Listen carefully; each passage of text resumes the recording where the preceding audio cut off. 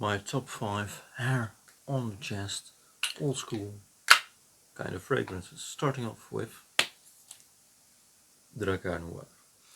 Aromatic, fresh, woody, everyone's uncle's fragrance from the 80s.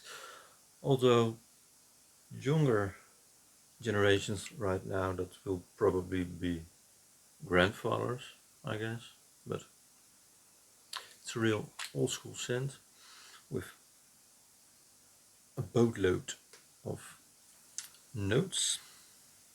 Most prominent will be, I guess, the fir, oak moss, pine and artemisia. This is really 80s in a bottle with a moderate to long lasting and quite a moderate silage. Going on to Quorum. It's a woody, aromatic, mossy kind of fragrance, real cheap, like real cheap. I think 15 euros for a full bottle, next to nothing.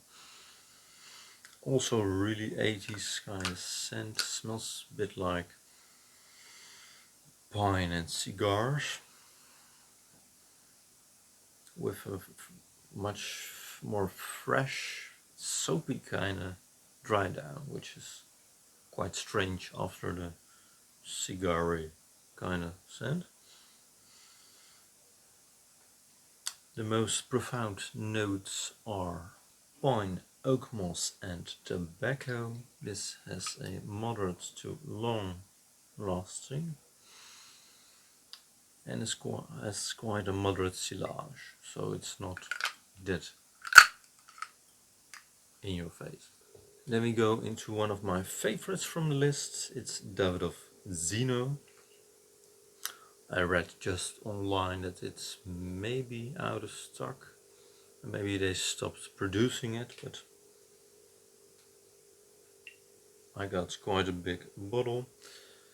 This is their normal bottle size and it's 125 mils, so great bang for the buck. I bought it for about 20 euros, so yeah. It's woody, aromatic, and it's from the 86, I believe. It's a Fougère with a real high standard. I've heard that Tom Ford's Beau de Jour is kind of a copy or clone or smell-alike of this one, but I don't know, because I haven't smelled that one yet, but I believe it because it's a real nice scent. It has some great notes of rosewood and some rose, so it's a real, yeah, sweet, but like a rose, you know, it's sweet but it's not a bit powdery or whatever. Real interesting scent. I really recommend this one for you to try. The longevity is moderate to long and the silage is moderate to strong. And this is one of my most complimented fragrances I have. And also one of my cheapest, so there's that. Then we go on to a far less cheap, probably the most expensive one in this list. It's the original Fahrenheit Eau de Toilette, known by almost everyone, of course, from the kind of gasoline kind of scent. It's also my most recent purchase, so I don't really got any compliments of it yet, but also this is the first day I wear it and I haven't really gone outside though. Yeah, leather, woody, oxonic, with some hints again of gasoline.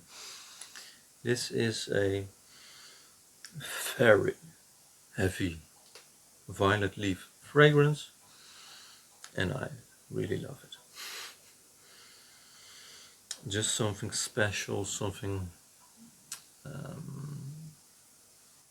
won't say incomparable with the fragrances of today, but it definitely is something different, something from another era, a more originally masculine kind of scent. I really dig this. Try it.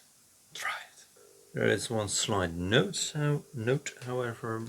I read also online that some batches maybe don't perform as well. Again, I don't know yet for this one. I also don't know which batch it is, but there's that. Fahrenheit. Then we get ISL Tauros, strong aromatic fougere with a double take on the word strong. It's from 81 and definitely a try before you buy kind of fragrance, although I just bought it and didn't try it at first, but yeah, I love this one. It's real nice, real strong. Very different from the fragrance popular at this time. The fragrance is probably most known for its civet and honey notes. Yes, civet as in the animalistic kind of notes, so it's real, almost kind of dirty, a bit artistically, a bit, yeah, it's definitely.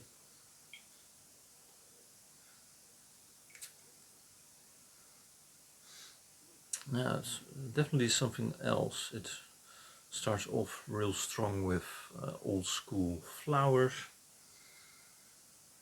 but already it's real dense, real heavy, real strong, old school hair on the chest.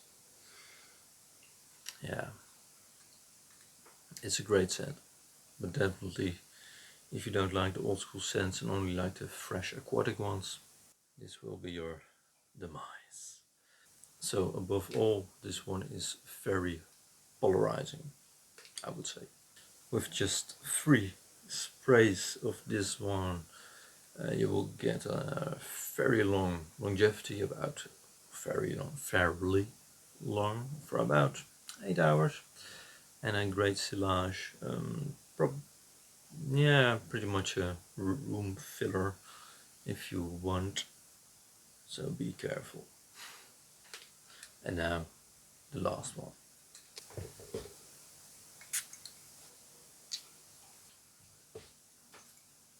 Let's see if my girlfriend still likes me. Ciao.